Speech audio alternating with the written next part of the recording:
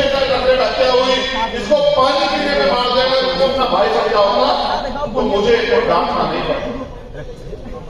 देखो मैं इतिहास के उस दौर में हूं, हमें पूर्ण अधिकार है अपनी बात को जिन लोगों के हाथ में सत्ता है उसे रखने का। और आप जानते हैं पिछले कुछ दिनों में अन्याय की घटनाएं बढ़ी, हत्याएं और रेप की घटनाएं बढ़ी। मैंने बहुजन समाज जोड़ो यात्रा शुरू होगी, किस तारीख से होगी? दोबारा बताओ किस तारीख से होगी? यात्रा का क्या नाम है? बहुजन की धरती जन्म लिया, दुनिया में कोई धरती नहीं, तो मैं इस धरती को भी नमन करता हूं। मैं आपके उत्साह का भी धन्यवाद देता हूं, मैं आपके एकता का भी सम्मान का भी धन्यवाद देता हूं। लेकिन क्योंकि एक बड़ी जिम्मेदारी मेरे कंधों में भी है, तो बस मैं आपसे चाहता हूं कि आप अगले समय मुझे सुने। देखने को आप मुझे टीवी, अखबार, फेसबुक, व्हाट्सएप, यूट्यूब के माध्यम से देखते ही रहते हैं, लेकिन अगर आप मुझे सुनेंगे नहीं तो शायद आप मेरे अंदर जो चल रहा है उसको नहीं समझ पाएंगे। तो मैं आपसे अपील करूंगा आप मुझे सुने। और ये जो हमारे छोटे भाई यहाँ हैं, अगर वास्तविकता मुझसे प्यार करते तो यहीं बैठ जाओ। तुम्हारी वजह सब कुछ बोल रहा है, बैठ जाओ, बैठ जाओ। और ये यहाँ उपस्थित हमारे आजाद समाज पार्टी के प्रदेश अध्यक्ष जौहर आजाद जी, भीम आर्मी के प्रदेश अध्यक्ष अनिल पठान जी, हमारे वरिष्ठ नेता रवि कुशवाहा जी, अबूजर खान जी, तरुण कुमार गोंड जी, हरिलाल मांझी जी, डॉक्टर दिनेश कुमार जी, एजाज जी, दीपक सम्राट जी, अमर ज्योति जी, अफसर इमाम जी, वीरेंद्र भास्कर जी, दीपक राम जी, सामंत प्रधान जी और निशांत चौधरी जी। और जो बच गया और जैसे नरेश राम और तमाम साथी, वो हमें ले लेना अपने आप को, ठीक है? जांचना कि हम यहाँ खड़े हैं तो तुम ही खड़े हो। जैसे मनोज जी यहाँ बैठे हैं, हमारे अध्यक्ष जी के पिताजी यहाँ बैठे हैं, उनका भी बहुत बहुत धन्यवाद। तो एक ये बहुत इंपॉर्टेंट जो है, पहले मैं इससे बात रखूं, भैया आपके पास माइक है? यात्रा कितने किलोमीटर की है? 1009 किलोमीटर। कितने किलोमीटर की है? यात्रा कहां से शुरू होगी? चंपारण से। और कैमूर को होते हुए कहां आएगी? पटना। और उसके बीच में होगी समीक्षा। अगर हमारी मांगों पे हुई सुनवाई यहाँ की सरकार ने की तो घिराव होगा राज्यपाल का। और अगर यहाँ की सरकार ने भी हमारे लोगों को न्याय नहीं दिया, उनकी बात नहीं सुनी, तो फिर घिराव होगा यहाँ के मुख्यमंत्री का। ये लोकतंत्र है, हमें पूर्ण अधिकार है अपनी बात को जिन लोगों के हाथ में सत्ता है उसे रखने का। और आप जानते हैं पिछले कुछ दिनों में अन्याय की घटनाएं बढ़ी, हत्याएं और रेप की घटनाएं बढ़ी। मैंने उस दिन भी मुख्यमंत्री से कहा कि भाई आपकी सरकार है, आप पिछड़े वर्ग से आते हैं, मैं मानता हूं कि आपको हम सब एससी एसटी ओबीसी के जो लोग हैं वो पिछड़े वर्ग में आते हैं, आपको इनके बारे में सोचना चाहिए, इनके हक अधिकारों के बारे में सोचना चाहिए और इन पर अन्याय करने वाले को कठोर से कठोर सजा देनी चाहिए कि इनका विश्वास आपके प्रति बढ़े। तो मैं पुणे जो मामले हैं उनको एक बार आपको बता दूं। जैसे सबसे बड़ा मामला है अनुसूचित जाति जनजाति और ओबीसी में धार्मिक अल्पसंख्यक समाज के आरक्षण व एससी एसटी अत्याचार अधिनियम के तहत लंबित केस की कार्रवाई और सुनवाई।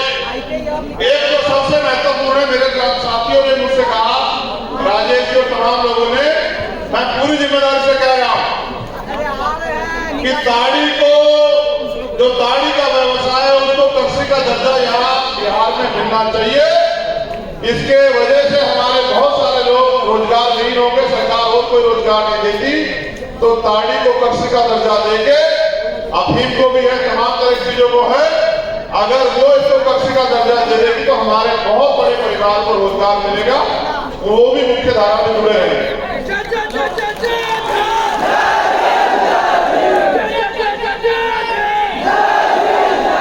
फिर SC/ST OBC अल्पसंख्यक छात्रावास को विकसित किया जाए, पुस्तकालय बनाया जाए, पुरानी छात्रवृत्ति को पुनः लागू कराया जाए, विकास मित्र टोला सेवक तालीम मरकज व आशा व ममता कार्यकर्ताओं का वेतनमान दिलाने हेतु बिहार प्रदेश के वक्त और संपत्तियों का पुनः सर्वे कराकर अवैध कब्जे से मुक्त कराने हेतु अन्य महत्वपूर्ण विषय में। इसके अलावा जातिगत जनगणना मुझे खबर लगी यहाँ की सरकार शुरू कर रही है, तो मैं यहाँ की सरकार को सुझाव भी देता हूँ कि वो रोस्टर को SC/ST OBC के लिए भी लागू कर दे। प्रमोशन में रिजर्वेशन उनकी सरकार है, उनके पास अवसर है, वो लागू कर दे, बहुत बैकग्राउंड तैयार हो जाएगा। वो नौकरी की बात करते हैं तो बहुत नौकरी आ जाएगी, मेरा ऐसा मानना। फिर अब मैं आपसे अपनी बात करता हूँ, क्योंकि मैं आप में से एक, मुझे अधिकार है आपके सामने अपनी बात रखने का, और आसमान जैसा ऊंचा नीले रंग का आपकी बाउंड्री और आसमान से भी ऊंची ऊंची हमारी तकलीफें, हमारी परेशानियां, हमारा दर्द, हमारे तकलीफें, जिनको ना कोई सुनता है, ना किसी के एजेंडे में है, ना ही कोई पे बोलता। मेरी मैंने इनको सिखाने में कुछ कमी रखी, अगर मैंने इनको अनुशासन सिखाया होता तो ये अनुशासित होता। मैं अपनी गलती मानता हूँ, बिल्कुल नहीं मानता भाई, मैं नेतृत्व कर रहा हूँ ना, अगर इनमें कोई कमी है तो वो मेरी कारण है। अगर ये इतने अन्याय पे भी आज मुस्कुरा रहे हैं तो इसमें कहीं ना कहीं मेरी गलती। इस देश में रोज 86 महिलाओं का रेप होता है। कितनी महिलाओं का? महिलाएं या बच्चियां, बहन या बेटियां या माएं, और गारंटी देता हूं 86 में से 82 SC/ST OBC और माइनॉरिटी समाज की है, फिर भी लोग हंसी आती है। मैं इनकी गलती नहीं मानता, मेरी गलती। अगर इन्होंने समाज को परिवार माना होता और इनके अंदर वो आग लगी होती कि मुझे अपने समाज को खड़ा करना है, अपनी जान की बाजी में लगा के, तो इनमें से एक नहीं हंस रहा होता। मैं गारंटी देता हूं। अगर इन्होंने यूपी में जो जिस बहन के साथ अन्याय हुआ, राजस्थान में जिस भाई की पूछे कर कंप्लेंट हत्या हुई, इसको पानी पीने में मार देगा, तो अपना भाई समझा होगा, तो मुझे इसको डांटना नहीं पड़ता। देखो, मैं इतिहास के उस दौर में हूं कि जहां मैं जब सुबह उठता हूं तो मैं सबसे पहले आंखें खोलने के बाद मोबाइल चेक करता हूं कि पिछली रात में कोई ऐसी घटना तो नहीं घटी जिसमें मुझे जाना पड़ेगा या जहां मेरी जरूरत है। आज ये हाल है, प्रदेश बदलते हैं, जिले बदलते हैं, पीड़िताओं के नाम बदलते हैं, लेकिन कोई ऐसा प्रदेश नहीं है। मेरे आज भी याद है, हम बहन ज्योति पासवान के साथ जो अन्याय हुआ था उसके लिए लड़े, और ये भोला पासवान तमाम लोग साथी याद है इनको, सब लोगों को, कि मुझे वहां के तमाम ताकतवर लोगों ने कहा कि वो तो सरकार का, बीजेपी के मंत्री का, सांसद का आदमी तो गिरफ्तार नहीं होगा।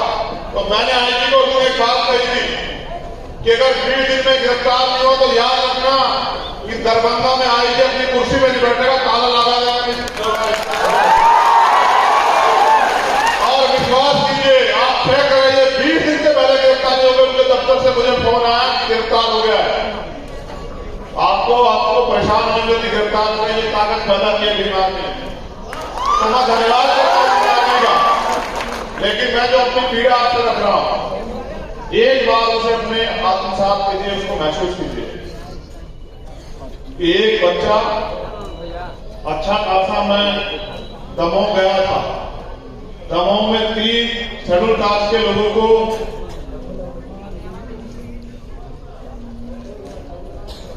की हत्या कर दी गई, दमोह मध्य प्रदेश।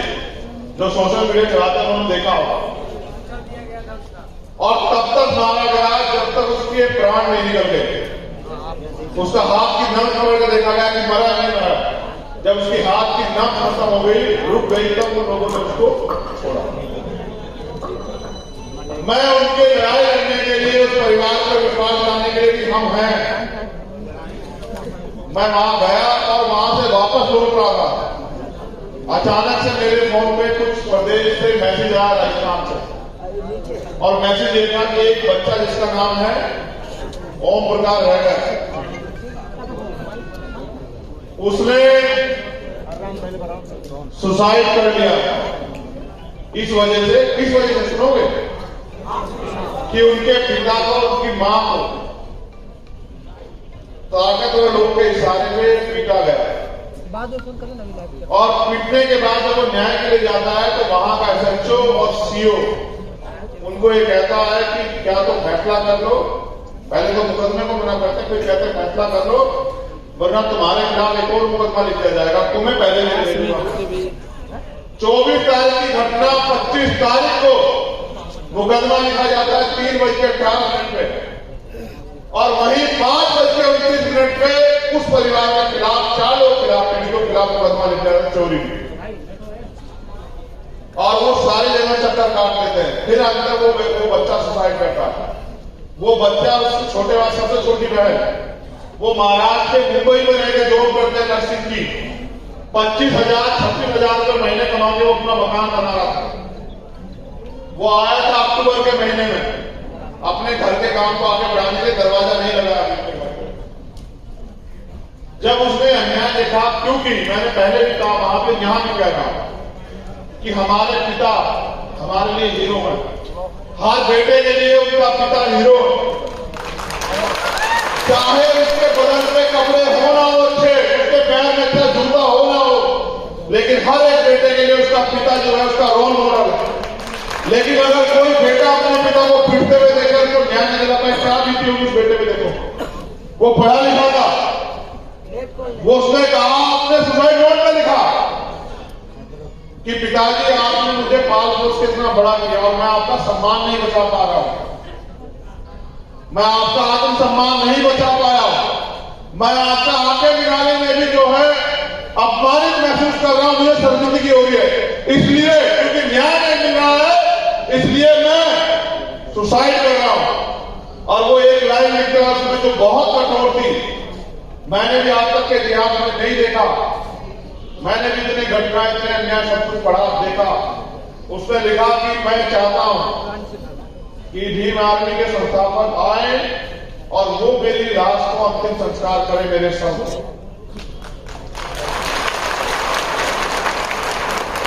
और मैं कहता हूं कि ये ताली बजाने की बात है ही नहीं। अगर आप इतना भी नहीं समझ पाए हैं तो फिर आप क्या लड़ाई लड़ेंगे, ये मुझे सोचने की बात है। मैंने वो सुसाइड नोट जब मुझे भेजा गया तो उसमें लिखा गया कि मेरी अंतिम इच्छा यह है, सुसाइड नोट में लिखा था कि भीम आर्मी के प्रमुख चंद्रशेखर आजाद आए और मेरा अंतिम संस्कार करें अपने हाथों से। फिर दूसरी बात जो अंतिम में लिखी हुई है, उसने लिखा कि मेरे परिवार की रक्षा करना, भाई चंद्रशेखर आजाद मेरे परिवार की रक्षा करना। भीड़ क्या होती है? भेड़ भी एक दूसरे के पीछे चलते। हमारे लोगों को अनुशासित होना चाहिए, क्योंकि जब कोई व्यक्ति आर्मी का जवान बनता है, सेलेक्ट हो जाता है, तब तक उसको जवान नहीं माना जाता जब तक वो कठोर ट्रेनिंग से ना गुजर जाए। अगर कोई नौजवान IAS IPS की परीक्षा भी पास कर लेता है तो भी उसको डायरेक्ट टीएम नहीं बनाते, पहले उसकी ट्रेनिंग कराते हैं। इसलिए आपको इस देश में शासन सत्ता में आने के लिए कैडर की जरूरत है। कैडर से समर्पित कार्यकर्ता तैयार होगा जो RSS और बीजेपी के 1000 कार्यकर्ताओं पे भी भारी पड़ेगा। मैं ऐसा मेरा विश्वास है। इसलिए आप सभी लोग अपने अपने जिलों में कैडर के प्रोग्राम रखाओ, कैडर लो और कैडर लेके ताकतवर बन के प्रूफ होंगे और फिर मोर्चे में डट जाओ। फिर एक दिन ऐसा सूर्य निकलेगा, कहां? बिहार की धरती में, इसमें आप कमजोर लोग भी खुशी मनाएंगे। बुद्ध की धरती कहा ना मैंने, पूरी दुनिया में गया, यहाँ से खत जो है पूरी दुनिया में गया, पूरी कदम यहाँ से। बिहार की क्रांति का कोई तोड़ नहीं। बिहार की कमजोरी के लिए बिहार वासी जिम्मेदार है। स्पेशली बिहार के बहुजन समाज के नौजवान जो नेताओं के सफेद कपड़े देख के उनके जैसे बनना तो चाहते हैं, लेकिन लीडर नहीं बनना चाहते। जो तमाम दलों से विधायक एमपी को बनना चाहते हैं, लेकिन समाज की लड़ाई को जमीन पे नहीं करना चाहते। लेकिन फिर भी मुझे गौरव है कि हमारे पास एक ऐसा संगठन और ऐसी टीम है जो अपने प्राणों का बलिदान देके भी बहुजन समाज की रक्षा सुरक्षा कर रही है। इन सभी साथियों को, जिन लोगों ने इस प्रोग्राम में मेहनत की, उन सबका धन्यवाद। अगला प्रोग्राम वास्तविकता में गांधी मैदान में होगा, ऐतिहासिक होगा। ये कमर में हमें यहाँ से आज कस के जाना, और जिस दिन वो प्रोग्राम होगा उस दिन एक और जो है क्रांति का संदेश जो है वो पूरी दुनिया में जाएगा। जय भीम, जय भारत, जय संविधान, जय मंडल, जय जवाहर। आप सभी के लिए मंगल कामना।